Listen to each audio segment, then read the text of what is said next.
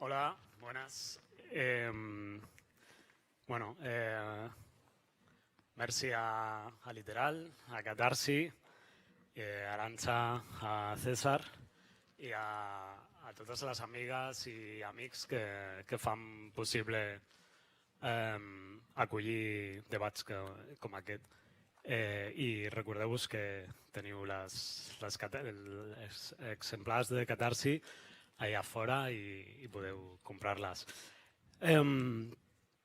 No sé si Arantxa y César necesitan mucha presentación, pero bueno, haremos. Arantxa Tirado es politóloga y doctora en Relaciones Internacionales y Estudios Latinoamericanos. Es profesora asociada de la Universitat Autònoma de Barcelona y es autora de los libros La clase obrera no va al paraíso, junto a Ricardo Romero, Nega, Venezuela más allá de mentiras y mitos, y del libro colectivo último, que se llama Desafío, que relaciona especialmente el coronavirus con el capitalismo. César Rendueles, que creo que está en Madrid. Bueno, es doctor en filosofía, profesor en la Universidad Complutense de Sociología. Es investigador, ha sido traductor, editor, ensayista y bueno, ha publicado Sociofobia, Capitalismo canalla y el último libro, que es muy recomendable además, es Contra la igualdad de oportunidades. Entonces, bueno, vamos a ir un poco rápido porque lo estábamos justo hablando, que tenemos como un mogollón de temas y bueno, se junta la pandemia, da un cerro de temas más sobre los que hablar si hablamos de clase y meritocracia. Entonces, yo creo que es bastante inevitable casi empezar hablando por la pandemia. Creo que ha pasado algo que todos nos hemos dado cuenta, y cuando digo todos, sale de esta sala, que es que a nivel mainstream o a nivel, digamos, pues ha salido de círculos de militancia o de círculos más politizados, perdón, el hecho de que de las diferencias de clase, ¿no? con el coronavirus, y pasaba una cosa que creo que sentimos todos los primeros días de marzo, leyendo cabeceras de periódicos, ya digo, muy mainstream, digamos, ¿no? Los periódicos que mandan, que es que parecía que había hecho falta una pandemia para darle los buenos días a la limpiadora, a la trabajadora de la limpieza, ¿no? Yo estaba en oficinas en las que... y obviamente pues esto no tiene ningún tipo de personas con una educación universitaria, etcétera, pues como que la taza del café se limpia sola, por así decirlo. Y creo que pasó eso en la pandemia. Y luego enseguida se empezó a hablar de esenciales. Todo esto en periódicos que tienen anunciantes que cotizan en bolsa y bueno, que han tenido que ya casi asumir desde el principio que la COVID sí entiende de clases. Entonces, bueno, la pregunta es para Arantxa y César es ¿cómo veis esta pregunta, ¿no? que está en la base de este debate, que es si ha vuelto la clase? ¿Cómo veis la reconfiguración, si es que ha habido, en vuestra opinión, una reconfiguración en el tablero político de la lucha de clases? ¿Quién empieza? ¿Yo? Empieza, no sé, o que empiece César, que está un poquito más... Bueno, antes de nada, muchas gracias. Lamento no poder acompañaros y estar aquí desde la distancia. Y, en fin, un saludo para vosotros, Nacho y Arantxa, y para todos los presentes y los amigos de Literal. Bueno, Yo creo que lo que ha pasado es que problemas y conflictos que en realidad estaban latentes con mucha fuerza en la última década, pues de repente nos hemos visto obligados a verlos concentrados, ¿no? Y toda una serie de malestares que, bueno, pues más o menos mucha gente conseguía esquivar, conseguía ponerse unas anteojeras para no verlos, para no hablar de ellos, pues el COVID nos ha enfrentado a ellos, y eso va desde lo que pasaba y lo que pasa en las residencias de mayores, por supuesto las privadas, pero también las públicas, lo que ocurre en educación, lo que ocurre en sanidad y, por supuesto, lo que ocurre en el mercado de trabajo, en los centros de trabajo, ¿no? Ha sido una especie, pues, como de lupa, de lente de aumento, que nos ha obligado a ver todos esos conflictos. Buena parte de lo que ha pasado yo creo que tiene poco de nuevo, ¿no? ¿Qué efectos ha tenido eso? ¿En qué medida ha cambiado, como decías, el tablero de la lucha de clases? Bueno, lucha de clases es un término pues, que funciona muy bien como lema, pero que a veces es un poco impreciso, ¿no? En el sentido de que hace referencia a un montón de cosas distintas. Si se refiere a conflictividad, malestar en sentido amplio, ¿no? A eso, a un malestar compartido, a una cierta desconfianza hacia bueno, pues las ideas y los consensos hegemónicos hasta hace muy poco. Yo sí creo que eso que ha aumentado, ¿no? En los últimos meses, en el último año. Si se refiere a la autoconsciencia de unos intereses compartidos, al intento de establecer alianzas complejas para conseguir unos objetivos políticos concretos, bueno, yo creo que eso también se ha producido, lo que pasa que se ha producido por arriba, es decir, lo que ha pasado es que las clases altas, las élites económicas y sociales, pues están viviendo un momento de gran dinamismo, ¿no? Han conseguido establecer estrategias muy activas, ya veremos si exitosas o no, pero más activas seguramente que en ningún otro momento de los últimos 30 años, para tratar de proteger sus intereses en un momento muy complicado, en el que era posible, no sé si previsible, pero al menos posible, un rearme por abajo. En ese sentido, yo me atrevería a decir que efectivamente se está produciendo, ¿no? Pues como un incremento de la conflictividad de clases, pero la iniciativa la están llevando las élites, ¿no? Los ricos.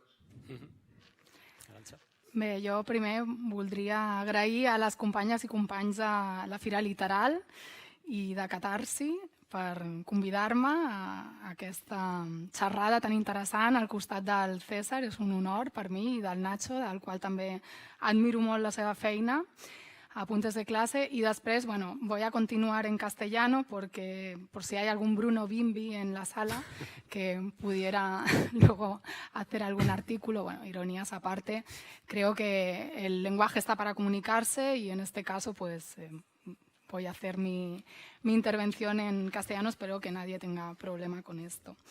Bueno, yo diría que la clase nunca se ha ido, que siempre ha estado ahí. Como decía César, pues la élite, la clase dominante siempre ha tenido muy claro cuál es su lugar en la jerarquía social, y lo tenemos a lo largo de declaraciones en los últimos años, ¿no? Esta declaración famosa de pues hay lucha de clases y los ricos la vamos ganando, que siempre la repetimos, pero pues muchos no la veían quizás la clase o el discurso de clase porque habían asimilado el discurso de la clase dominante, ¿no?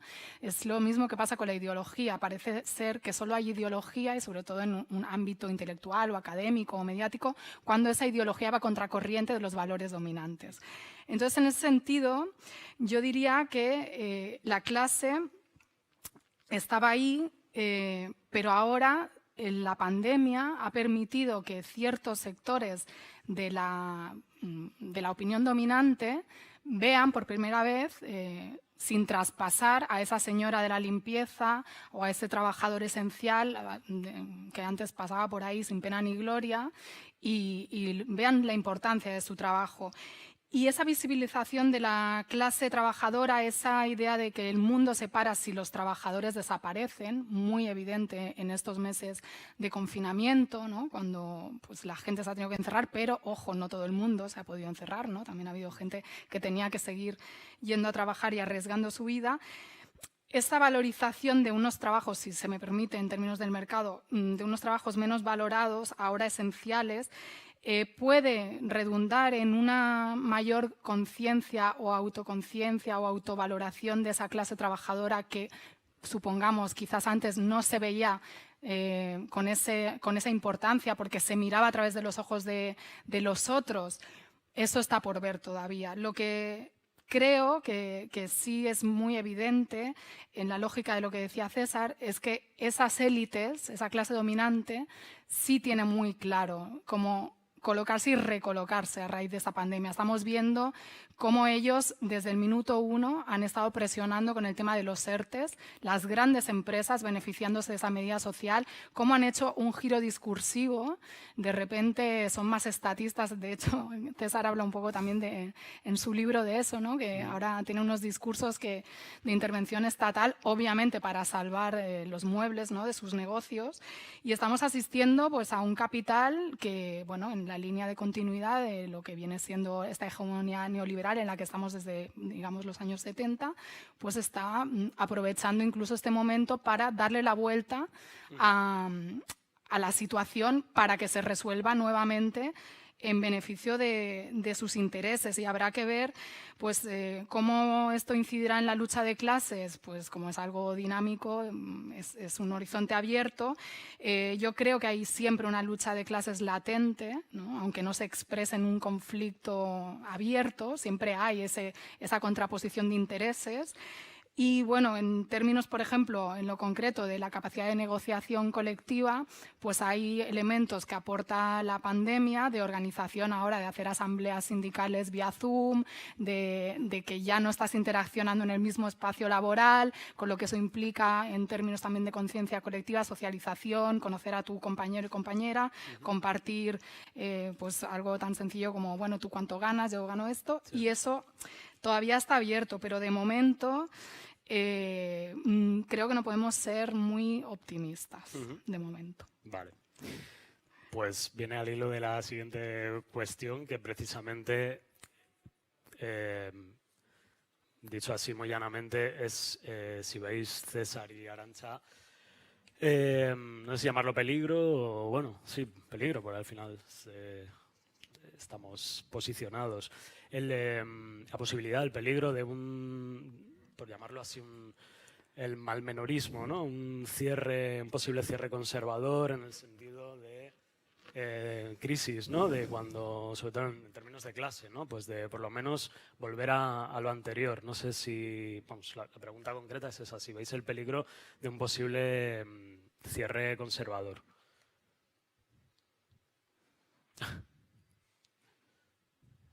César.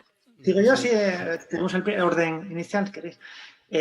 Sí, claro, yo por supuesto que veo ese peligro, ¿no? En momentos de descomposición generalizada del régimen vigente, como el que estamos viviendo, porque al fin y al cabo la crisis que ha inducido el COVID se solapa, ¿no? Sobre la que arrastrábamos desde 2008, ¿no? Y en estos momentos se abre, como señalaba Arantxa, pues un campo de posibilidades que hasta hace muy poco parecían imposibles, inverosímiles, ¿no? Parecían fuera del horizonte político. Lo que pasa es que, claro, esas posibilidades son de distintos signos, ¿no? No está escrito que ese cambio tenga que ser a mejor. Y en ese sentido yo creo que hay siempre, tenemos un sesgo psicológico profundo que además incentiva mucho el medio ambiente político, que es la aversión al riesgo. Y en un momento, efectivamente, de incertidumbre, en un momento, bueno, de problemas materiales graves para muchísima gente, es perfectamente comprensible que mucha gente se diga virgencita, virgencita, que me quede como estoy, ¿no? O que mire con añoranza los viejos tiempos en los que tenía una hipoteca imposible pero más o menos la podía pagar, por lo menos, ¿no? O sea, que yo creo que eso es una opción, desde luego no es la mía, pero es perfectamente comprensible, ¿no? Y yo creo que deberíamos intentar, bueno, pues no mirar con condescendencia esas posiciones, ¿no?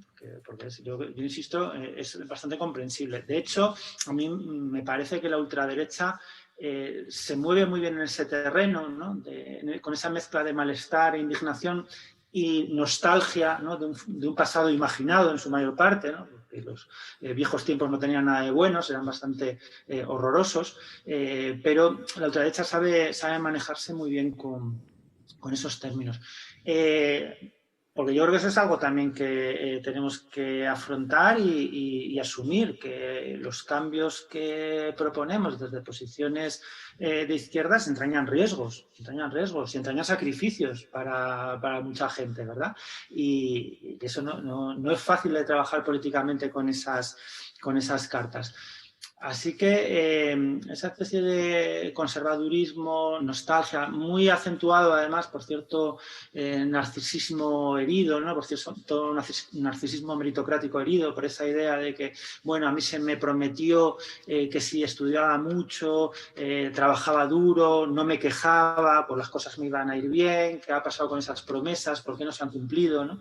Yo creo que todo eso acelera mucho eso que has llamado malmenorismo, que me ha gustado mucho la expresión, y yo creo que es una de las grandes vías, uno de los grandes peligros que nos llevan hacia posiciones de derecha radical, y es algo que en otros países la ultraderecha está explotando muy exitosamente, ¿no? Así que creo que es un terreno peligroso que deberíamos pensar muy bien para saber cómo intervenir allí. Sí, coincido. De hecho, las reflexiones que yo traía van en ese sentido, pero creo que esa ultraderecha o esa derecha se beneficia no solo del malestar, la indignación, sino también del hastío, del cansancio que tiene mucha gente ya con una situación de incertidumbre, porque no hay un horizonte. Bueno, ahora con la vacuna, pues sí, parece que vamos poniendo plazos y eso es importante, pero yo creo que la gente ya no confía, ¿no? En los plazos que van diciendo las autoridades, que ese es otro elemento a analizar. Y esa gente que no necesariamente, ojo, tiene posiciones reaccionarias, conscientes, sino desde un simple miedo a lo que decía César del horizonte de inestabilidad y cambio, que siempre es lo diferente.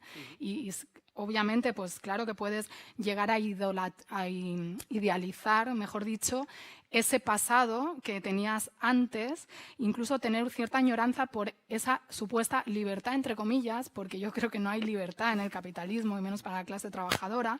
Hay una falsa libertad, pero llegas a añorar tu cárcel de cristal, por decirlo de algún modo, porque el miedo a lo que viene, a lo que no se sabe, pues puede ser peor. Y obviamente pues no es ilógico que esto pueda suceder, porque veníamos de la correlación de fuerzas que veníamos. O sea, no estábamos al borde de una revolución bolchevique y ahora la pandemia ha abortado todo esto. No, estábamos en un momento de reflujo ideológico, con una clase trabajadora a la defensiva, con un capital sumamente a la ofensiva, con unas fuerzas de la izquierda que han dejado en buena medida, no todas, pero bueno, en algunas, ¿no? U otras por cálculos tácticos, estratégicos del tipo que sea, de hablar en términos ofensivos, que se hace política muy en la lógica mediática tertuliana Twitter, en lugar de pensar en quiénes son tus votantes, etcétera.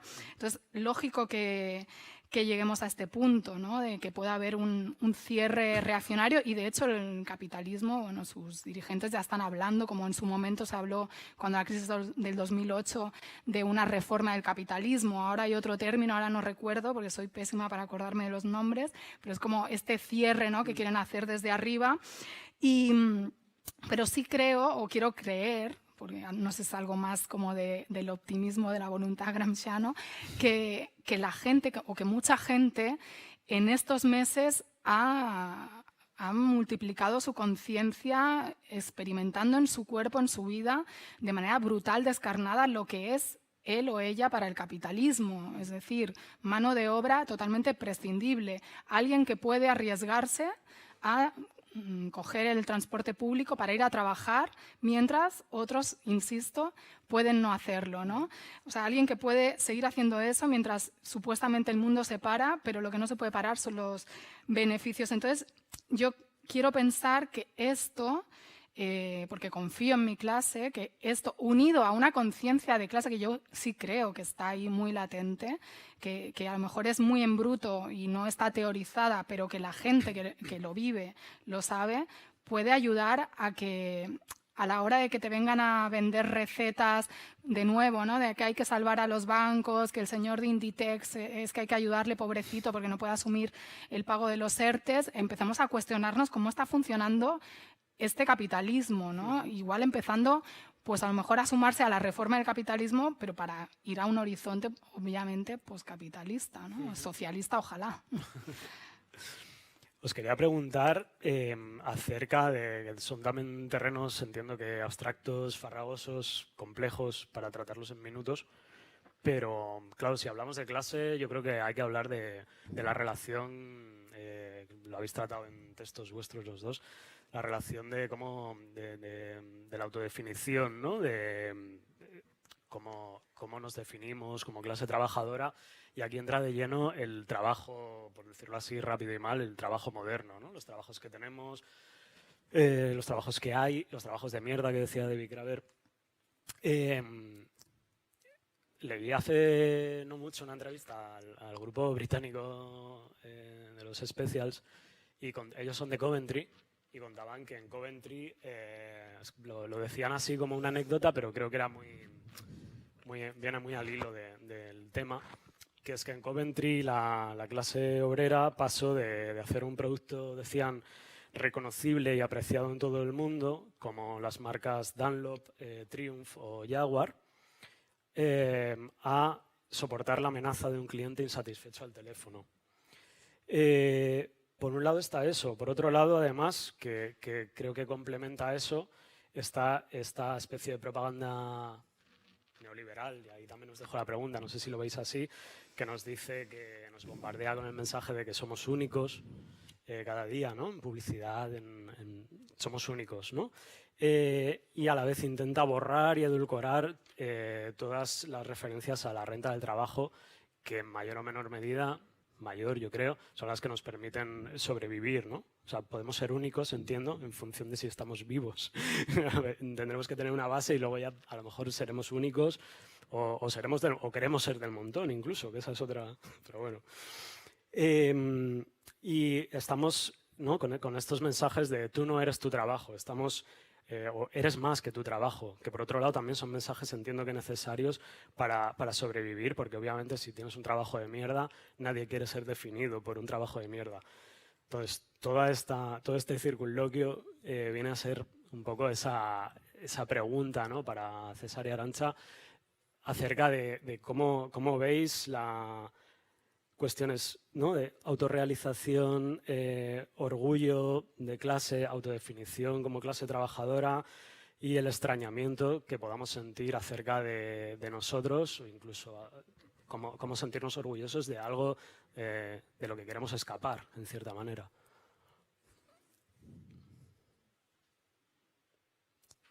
César, el micro. El audio, sí. Ahí. Que seguimos con el orden de antes. Sí. Cuando queráis cambiamos, sí, Arantxa, cuando quieras intervenir sí. tú. A la siguiente. Que sí, es un fenómeno bien estudiado que yo creo que todos y todas conocemos o hemos percibido en nuestra vida cotidiana, incluso en nuestras propias carnes, ¿no? Alguna vez nos habrá pasado que estamos trabajando en sitios que nos parecen horribles, haciendo cosas que incluso seguramente pensamos que el mundo sería mucho mejor si no existieran. Y sin embargo es muy difícil desligarte emocionalmente de esos procesos laborales. Yo recuerdo en ese libro tan bonito de Barbara Ehrenreich, por 4 duros, una de las cosas que comentaba es cómo a las camareras norteamericanas ultraexplotadas, que ganaban el salario mínimo, trabajaban un disparate de horas, y sin embargo les importaba mucho su trabajo, lo consideraban importante y les ofendía cuando se realizaba mal, ¿no? Cuando no estaba bien hecho, cuando no se daba bien de comer a la gente. yo creo que es algo que está muy presente en nuestras vidas y nuestras relaciones laborales. Para bien o para mal estamos hechos así, tendemos, ¿no?, a que la identidad laboral, a que nuestro trabajo sea una parte importante de nuestra identidad. Eso es algo que mucha gente ya detectó en el siglo XIX, en los inicios del capitalismo, cómo el proceso de fragmentación laboral en las cadenas de montaje, en las fábricas, rompía algo profundo que estaba presente en las antiguas relaciones laborales, cuando podías controlar, ¿no?, todo el proceso productivo desde el inicio hasta el final, y que por supuesto se ha ido acentuando, ¿no? La identidad o el papel que juega el trabajo en nuestra identidad, pues es seguramente mucho más pobre, mucho más alienante en un trabajo fragmentado, en una cadena de montaje, en un trabajo repetitivo, en un trabajo de mierda. Pero aún así, cuando todavía tenía una cierta coherencia, cuando formaba parte, ¿no?, de un trayecto con sentido, integrado en una cierta comunidad laboral, que a su vez estaba integrado en un contexto más amplio, ¿no?, con, digamos, trayectorias legibles, que eran comprensibles, digamos, todo eso generaba todavía, bueno, pues una cierta coherencia vital, y por tanto yo creo que se integraba en esa identidad personal. De hecho, pasa eso, cuando preguntas a gente mayor, ¿tú quién eres? Haces estas encuestas, ¿no?, que hacemos a veces, estas preguntas que hacemos en sociología a veces, ¿no?, ¿cómo te defines? La gente de cierta edad siempre, ¿no?, introduce ahí su profesión. Con la gente más joven, eso muchas veces no ocurre así, porque tu profesión no te define realmente, porque has pasado a los 30 años por 10 profesiones diferentes, si se puede llamar así a los trabajos que realizas, ¿no? Y eso yo creo que es una fuente de malestar muy grande. Bueno, pues los textos de Richard Sennett, ¿no?, han analizado eso muy bien, y otros muchos autores y autoras. Pero curiosamente también es una fuente de problemas y de conflictos para las propias empresas. Esto es curioso.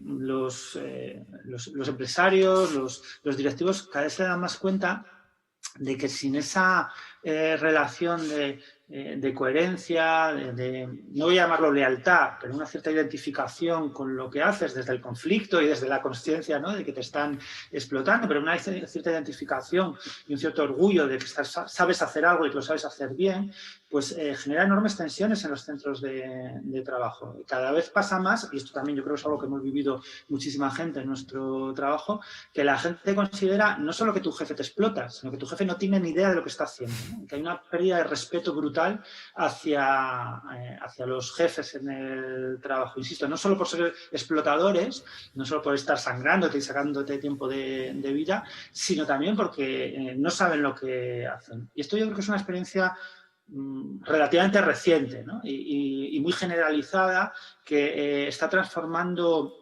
en nuestro mercado de trabajo, nuestra experiencia del trabajo, y genera, yo creo, mucho malestar y mucha angustia.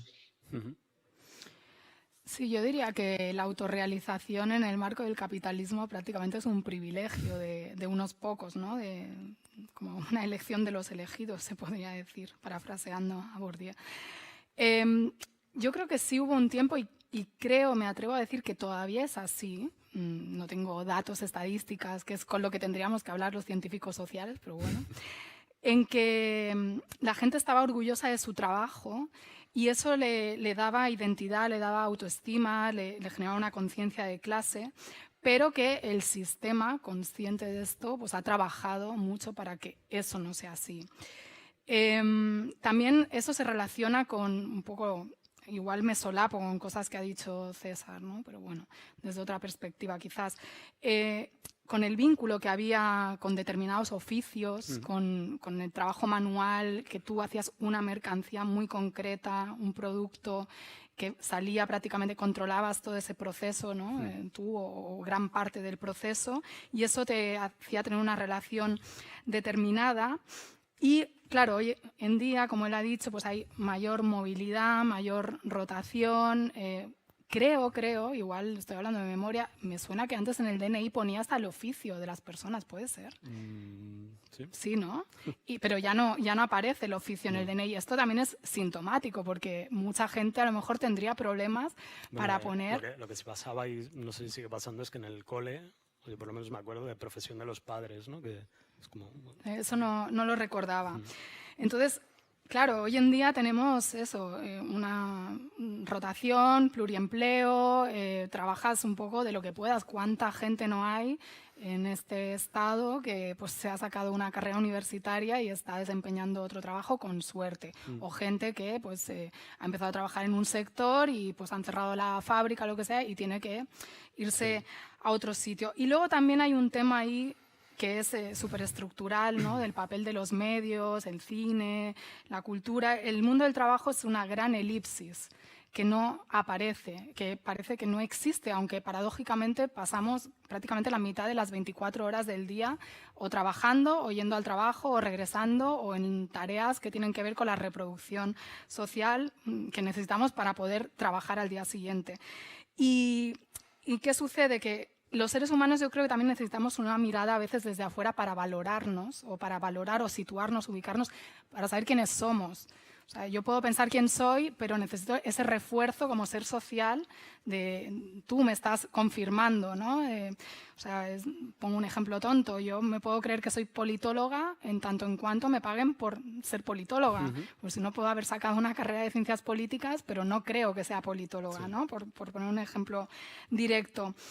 Y también, ¿qué sucede? Que hasta que no entiendes que es otra clase la que tiene una mirada sobre tu clase y que eso explica muchas cosas en términos de organización social, en términos de valores, pues hasta que no entiendes, por ejemplo, que el mundo del trabajo ha sido un lugar de socialización, de vínculos, de organización, y que eso es un potencial político tan grande que ha llevado a revoluciones y que por eso había que minarlo conscientemente, pues claro, es un paso, es un camino proceloso porque hay muchos elementos que impiden que se tome esa conciencia desde esos aparatos ideológicos que dirían algunos, ¿no? Y también, bueno, por concluir, hacer una crítica de que a veces parece que tú eres el trabajo, pero solo si tienes determinadas profesiones liberales guays, ¿no? En este contexto. O sea, si eres, qué sé yo, abogado, si eres arquitecto, si eres periodista, si eres freelance, y por eso se inventaron este término que gusta tanto al sistema de emprendedor, ¿no? Para ocultar la precariedad o las relaciones laborales tan sumamente pues, inestables en las que, y ilegales incluso, en las que vivimos con estos falsos autónomos y demás. Y eso parece que es lo que te da tu lugar en el mundo, como antes era la figura del farmacéutico, del médico en los pueblos, ¿no? Hoy en el marco de un capitalismo más amplio, pues tenemos eso. Pero bueno, yo creo que haciendo una hipótesis, suponiendo que esa autorrealización no permitiera ese orgullo de clase o por esa relación con el trabajo, por ahí nega yo en el libro, de manera un poco, perdón por hablar de mi libro, nuestro libro, de un modo un poco indirecto, pues apostamos también a lo que es el orgullo de barrio, ¿no? O sea, del lugar de socialización. Si no te dejan socializarte, a lo mejor en una gran fábrica, no es que no te dejen, sino si se va reduciendo por un proceso de desindustrialización o por el cambio en las formas productivas, pues hay otros espacios que pueden llegar a sustituir eso como hipótesis. Bueno, es un tema que está sobrevolando también y creo que ahora empezamos por ti, Arantxa. El tema que está sobrevolando también todo el tiempo y justo también con lo que estabas diciendo ahora es el tiempo, ¿no? O sea, hemos hablado del cambio de paradigma laboral, pero este cambio de paradigma laboral que lleva ya tiempo, valga la redundancia, con nosotros es de una velocidad absurda, ¿no? Como diría alguien. O sea, tengo por aquí el dato y además ahora que estamos hablando, ¿no? De la jornada de 32 horas que tú el otro día te escuchaba, Arantxa, en la radio. César también ha escrito a veces sobre la reducción de jornada. Tengo aquí los datos así muy rápido de las... Pero yo creo que dan vértigo.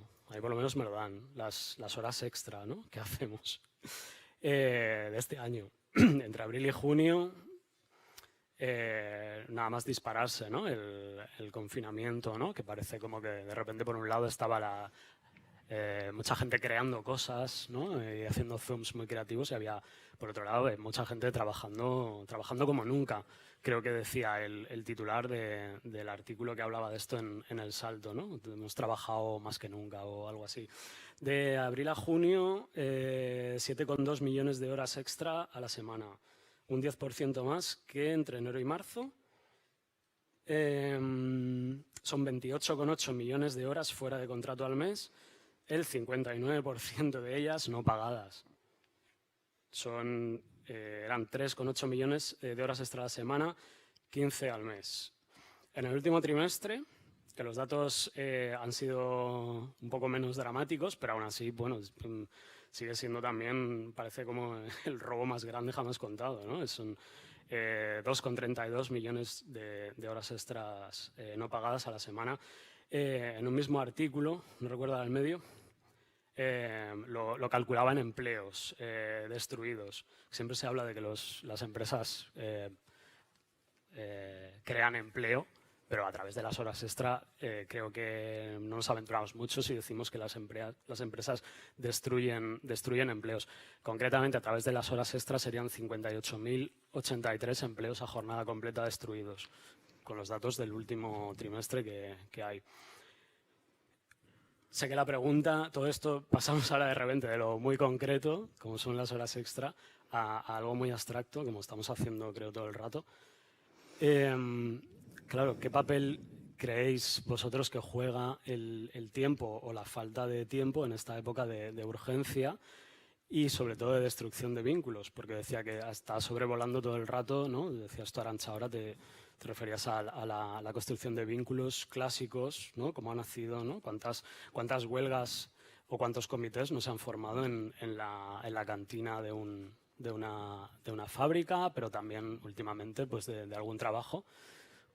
Ya sé que es un poco patata caliente porque es muy abstracto el tema, pero ¿cómo veis en este tiempo de urgencia y de vínculos líquidos, por así decirlo, cómo veis la cohesión?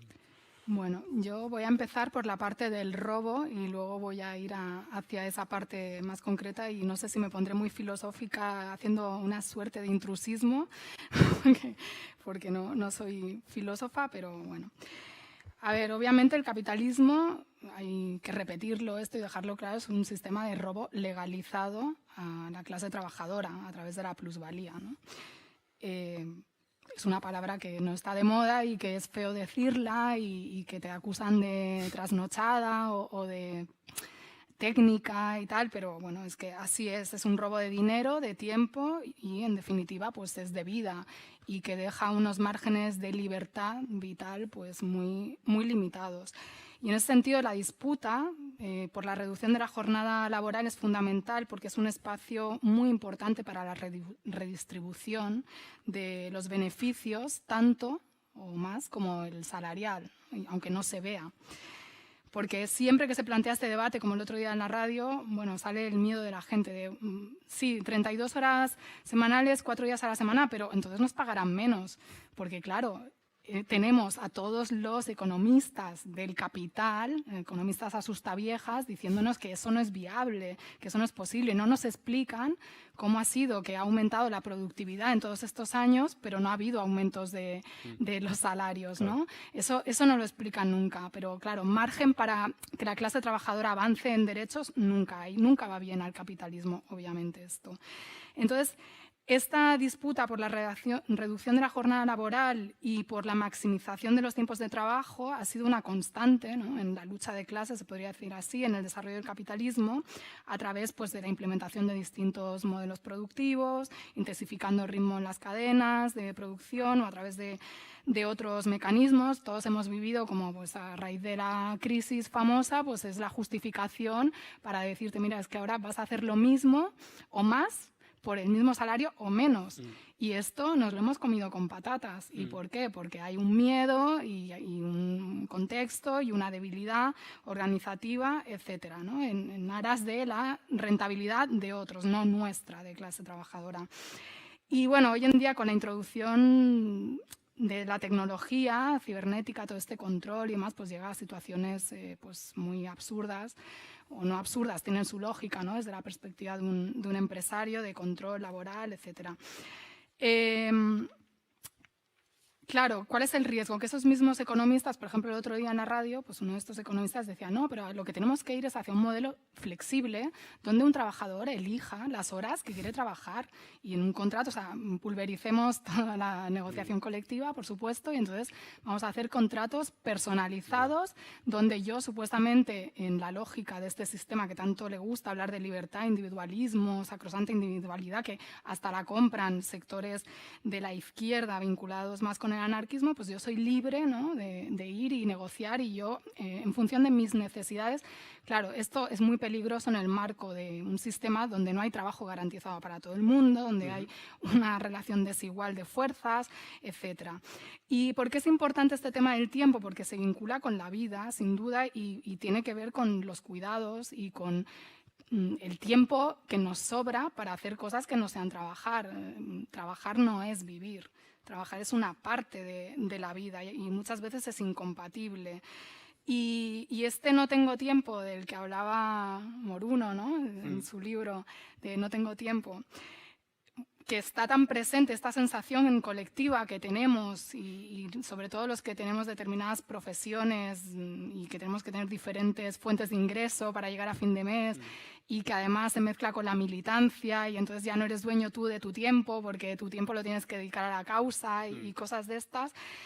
Pues no hay tiempo para estar con la familia, no hay tiempo para pues, tener hijos incluso, o no hay dinero literalmente para tener hijos. Y todo esto nos hace olvidar, y ahora me pongo en la parte más filosófica, quizás, o metafísica, no lo sé, que nuestra existencia en realidad es una brizna de tiempo, en el espacio-tiempo, si se me permite, de un sistema galáctico, ¿no? Igual me estoy yendo muy arriba, pero o sea, cuando tú ves documentales de astronomía te das cuenta de la pequeñez de no solo del planeta Tierra, ni se diga ya de las existencias humanas individuales. Y quizás si pusiéramos el foco en estas cosas nos serviría para dimensionar qué estamos haciendo con nuestra vida, cómo permitimos vivir esclavizados, porque no deja de ser una esclavitud asalariada lo que vivimos y en cierto sentido con menos derechos o menos garantías, no derechos, sino menos garantías de subsistencia alimentaria, por ejemplo, que la que podía tener a lo mejor un esclavo, ¿no?, en tiempos de la esclavitud. ¿Cómo permitimos que, bueno, cómo somos anuentes a un orden así? Entonces, creo que debemos reflexionar muchas cosas.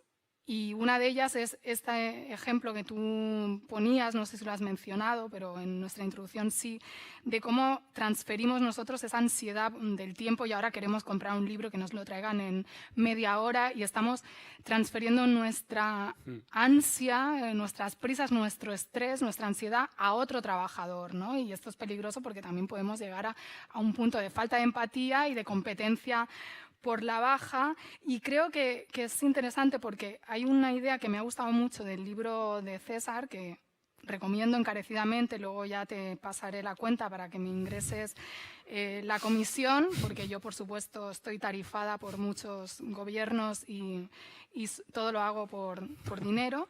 Entonces, por si no sabes quién soy, pues quiero decir que César habla de ese margen de responsabilidad que podemos asumir en nuestra vida cotidiana mientras se logra la revolución, ¿no? Lo que decía antes, de los cambios, las transformaciones suponen un costo y eso hay que asumirlo también. O sea, es complicado porque, claro, la gente hace una revolución para vivir mejor, no para sufrir, obviamente. O sea, tiene que haber una garantía de que vas a vivir mejor, pero los ejemplos históricos, ahora mismo Venezuela, demuestran que atreverte a hacer una revolución con todo un sistema global capitalista en contra, que te puede aniquilar bloqueándote cuentas, que te puede aniquilar cortando suministros, que te puede aniquilar, o sea, ir a lo más esencial que es la comida, el transporte, o sea, incluso siendo un estado petrolero, si se lo pueden hacer así, claro, eso, ¿por qué lo hacen? ¿Por qué hacen este tipo de ataques contra países como Venezuela, como Cuba, que se atreven a impugnar el capitalismo, aunque sea de manera tibia, entre comillas, lo digo con todo el respeto, es decir, sin llegar a romper con el capitalismo, que no es el caso de Venezuela. No hay socialismo en Venezuela, no hay comunismo en Venezuela. Quien crea eso o está mal, o está malinterpretando, o está mal metiendo. Pues porque no interesa. O sea, hay que romper ese mal ejemplo. Entonces, ese es el mensaje que nos están lanzando a nosotros, no solo a los venezolanos, que los están penalizando por atreverse a hacer una revolución, sino nos están diciendo, vosotros queréis hacer una revolución, queréis cambiar este orden, ¿no? Además, ¿qué es eso de 32 horas? Eso es bolivariano. Bueno, es que lo tenemos a día de hoy, ¿no? En declaraciones Ayuso diciendo que el vicepresidente es un chavista, utilizando el chavismo como insulto, y perdón que lo lleve al terreno mío. Entonces, bueno, yo creo que ser revolucionario y tratar de romper todo esto, y no sé si me he ido un poco de la pregunta, perdón, tiene que hablar primero César siempre, es asumir que no me gusta el término privilegios porque ha sido muy maleado últimamente en unos debates que no me gustan, pero bueno, asumir que aquello que tenemos de confort relativo o de comodidad en nuestras vidas, aquello que ese poco que nos sobra, a lo mejor lo vamos a tener que sacrificar un poco para que otros que ni siquiera tienen ese margen pequeñito de que les sobre puedan tenerlo o puedan llegar a un mínimo básico. Y ese es un gran trabajo, es un gran desafío, y creo que hay que vincularlo también con las luchas cotidianas que te mejoran tu vida, ¿no? Porque en abstracto es muy fácil ser revolucionario en abstracto, pero otra cosa es cuando ya tenemos que sacrificarnos, ¿no? Sí. Vale. César, ¿tiempo? Sí, ha sido muy interesante la intervención de Arantxa. No, que se me ocurría, vamos, complementar algo de lo que ha dicho ella, incidiendo para empezar en lo que comentabas, Nacho, respecto a la ilegalidad, ¿no? Porque efectivamente la legalidad es monstruosa, pero es que estamos en un momento en que ni siquiera esa legalidad monstruosa se cumple, ¿no? Con una cantidad de horas extras ilegales completamente descomunal. Y yo creo que merece la pena preguntarse por eso, ¿no? Y además es que tiene una respuesta bastante sencilla. En España hay menos de 1.000 inspectores de trabajo para toda España. Hay 970 inspectores de trabajo para todo el país. Eso significa, más o menos así a ojo de buen cubero, un inspector por cada 15.000 trabajadores. Es más o menos la mitad que en el resto de Europa. Pero sobre todo es curioso cómo no nos planteamos que haya un auténtico ejército de inspectores de trabajo, ¿verdad? Porque algo así nos parece como muy aceptable en el caso de la policía, que tenemos que tener literalmente un auténtico ejército en nuestras calles, ¿no? Para prevenir el delito. En cambio, el delito laboral, que es algo que nos afecta cotidianamente, ¿no? Al menos 40 horas a la semana, normalmente bastante más, parece que ahí importa menos, ¿no?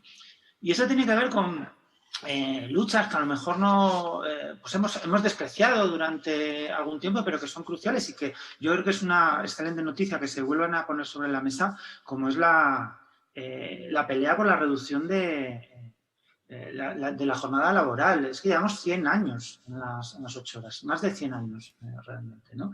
Cuando hasta ese momento, hasta hace 100 años, había habido una reducción constante, muy batallada, con mucha sangre de por medio, pero una lucha por la reducción constante hasta que parece que es un límite natural, ¿no? Las 40 horas y que de ahí no se puede bajar, cuando digamos que la pelea por la reducción del plusvalor absoluto ha sido históricamente crucial, y cuando la productividad, el plusvalor relativo se ha incrementado brutalmente en los últimos 100 años. O sea que yo creo que se recupere esa pelea, sobre todo en el momento que estamos viviendo de crisis ecosocial, yo creo que es una excelente noticia y que se normalice. Yo creo que, de hecho, algo va a pasar. Es la sensación que tengo, esto es puramente subjetivo, pero tengo la sensación de que algo va a pasar y Arantxa lo señalaba muy bien, es importante que seamos inteligentes para que lo que pase sea a mejor y no a peor. Porque yo creo que es perfectamente posible que lo que pase sea peor, que incurra y vaya por la línea de un aumento de la flexibilidad flexibilidad, de un aumento de la arbitrariedad, sobre todo, ¿no? Yo creo que haríamos muy bien en atacar la flexibilidad, ¿no? En que las nuevas condiciones sean terriblemente poco flexibles, en que vayamos a las 32 horas y no más ni menos, no, 32 horas de verdad para todo el mundo y como límite absoluto, ¿no? Porque me gusta mucho también lo que ha comentado Arantxa de una manera más filosófica, más normativa, ¿no? La realidad del capitalismo ha sido siempre la de un dispendio brutal de tiempo de vida. Y sobre todo el dispendio de tiempo de vida en tareas que a menudo hacen nuestras vidas peores, las de la mayoría de la gente, ¿no? En trabajos absurdos que empeoran la vida no solo de quien los padece, sino de todo el mundo, trabajos que no deberían existir, ¿no?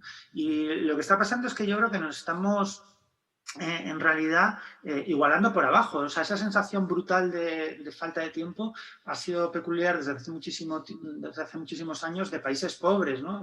Bueno, pues cualquiera que haya viajado a Ciudad de México, a Bogotá, pues conocerá a gente que dedica 3 horas para ir, 3 horas para volver de su trabajo, para luego tener trabajos de 12, 13 horas, ¿no? O sea, que le da tiempo literalmente a llegar a su casa, dormir poco y volver a salir para el trabajo, ¿no? Ese es un poco el modelo.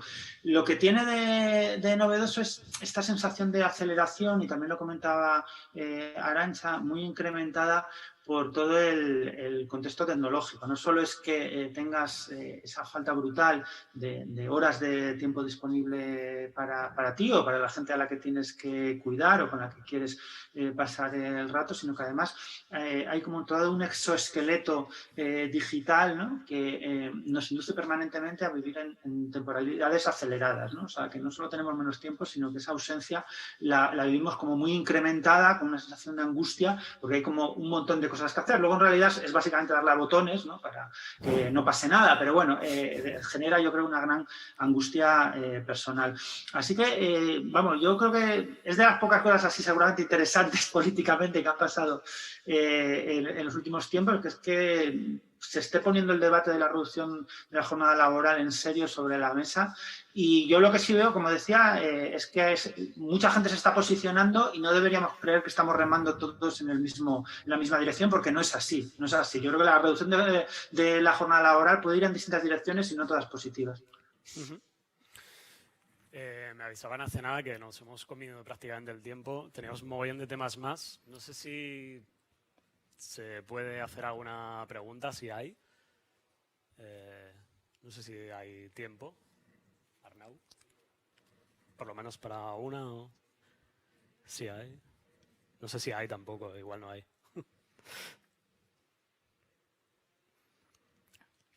Si no, alguna de estas Sí, no tenemos... de cierre.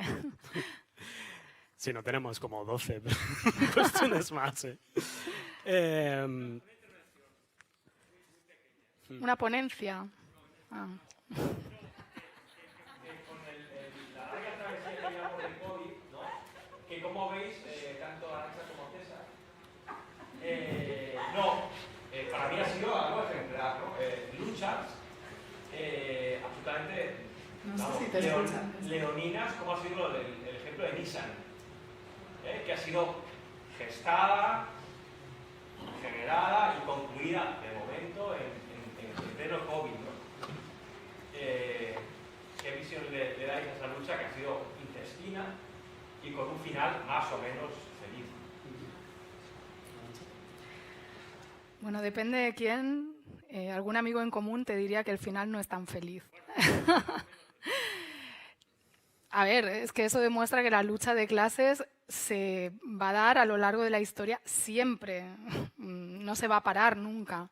En condiciones mucho peores, ahora nos parece que la precariedad actual, ¿no? Que se habla mucho de la precariedad como si fuera algo nuevo en la historia. Pensemos cómo eran las condiciones de la clase trabajadora del siglo XIX o cómo, no sé, Espartaco luchando en su momento. O sea, eso ha sido una pulsión humana que siempre, por necesidad, por conciencia, por lo que sea, va a seguir luchando. Entonces, yo creo, insisto, no sé si es más basado en mis ganas de que cada vez más hay una conciencia de clase y una conciencia no solo de clase en sí, sino de clase para sí.